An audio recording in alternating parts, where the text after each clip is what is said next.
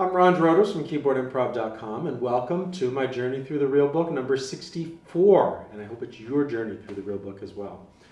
This is Ornette Coleman's tune, Chippy, and Ornette Coleman presents a unique challenge but also opportunity for us pianists, because aside from his first album with the pianist Paul Bley and then some later collaborations near the end of his career, he really didn't work with pianists that much. He was famous for having a pianoless group, usually in the early days, especially with Don Cherry on trumpet, and then bass player, often Charlie Hayden, and then drummers like Billy Higgins or Ed Blackwell. And without the pianist, it really freed him up to play whichever harmonies he would have liked to imply on the saxophone. So it can be a little challenge for a pianist. What do you play without the chords, you know? This is an early tune of his, and it's significant because the A section is basically I Got Rhythm. A little different, but basically you can see that. It's A, A, B, A, a couple of different chords here.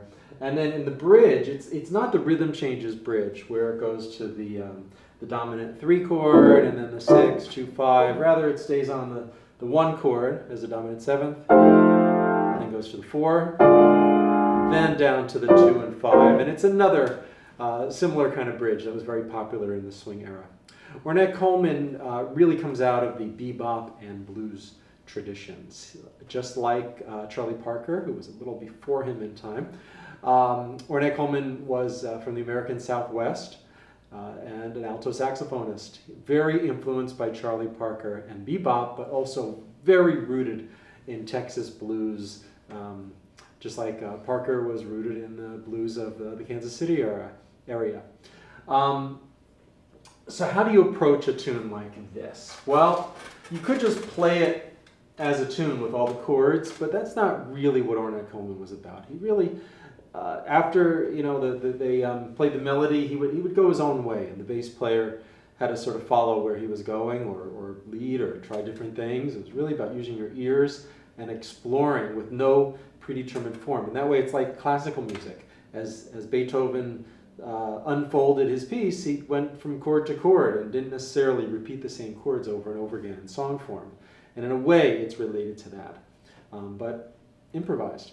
And what I decided to do here is to sort of use the different elements of his piece as a kind of sound collage. It's almost like if you were drawing a picture of a house. You know that it's going to be a square or a rectangle, and then the chimney is going to be here, and then the roof maybe has some slants to it, slanted roof, and then tiles or a door. But then when you're actually drawing the house, you're giving yourself permission to sort of modify it or use different elements. Like you might draw a chimney and then say, okay, I'll draw another chimney. And then you just use those shapes for a while. So it's like a collage. And it might not even look like a house, but it's got all the elements of a house.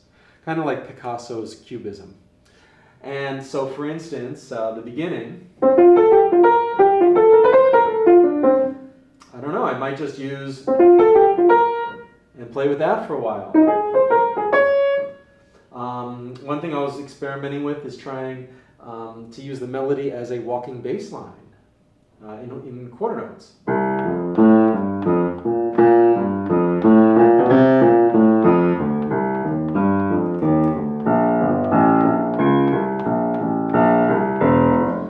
Just sort of use, I don't know, and then improvising in the right hand. I've been trying lots of different things. Pedal tones, changing tempos, just using the elements of these. And then just like letting your mind just kind of relax a little bit and just seeing what comes out in a stream of consciousness, but totally rooted in this composition and in the jazz language. That's sort of where I'm going with this, and see how you feel, and then try it yourself. It's a real study. Definitely listen to Ornette's recordings before you try this at home. Here we go. I'm not going to play the intro. I'm just going to start with the melody.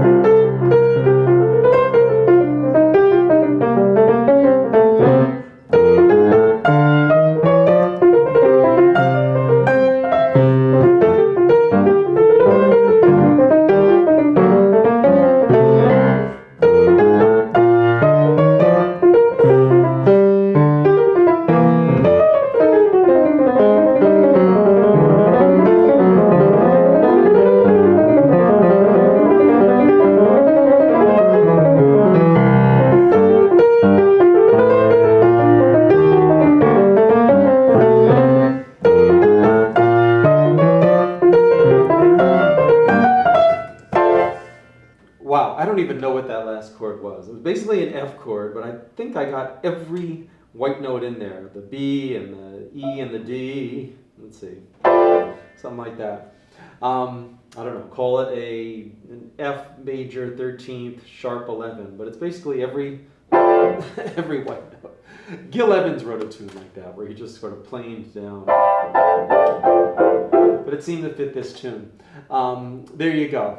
I tried a lot of the things I talked about at the beginning, but it was really just like knowing the elements of this tune really well, knowing the basic framework and approach of Ornette Coleman, and letting it just go out of focus a little bit, so your mind is doing this sound collage, or sort of, like I said before, the cubist approach of Picasso, where you're using these motifs, but I played the melody a few times, you heard. Sometimes I referred to it. I did play it for a while in the left hand as a bass line.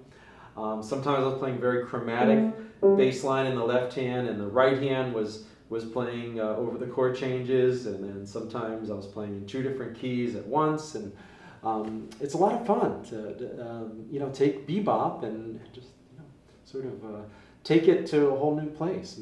Maybe now when I'm playing Confirmation in the future, there's something that influenced that. I'm not sure, but it's the journey, and see where it takes you. Thanks for being here. This was the 64th video in my Real Book series. I've got 400 in total.